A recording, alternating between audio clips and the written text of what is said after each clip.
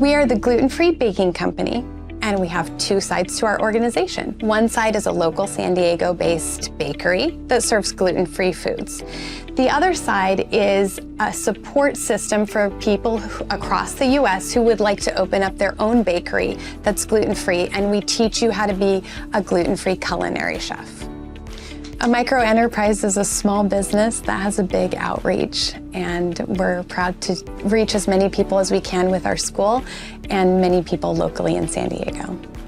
I think we won because although we are a small local bakery, we have our eye towards helping people in the U.S. reach their dreams of opening their own gluten-free business, and we support that through our culinary school. When COVID hit, I lost my entire wholesale business, and I had a retail business that was new to me, and Pam was my sponsor through the SBDC, and she really helped us develop a marketing plan, just getting the word out there, and really her support just helped save us, because when people can see you, they can access you, and so it's been such a pleasure to work with her.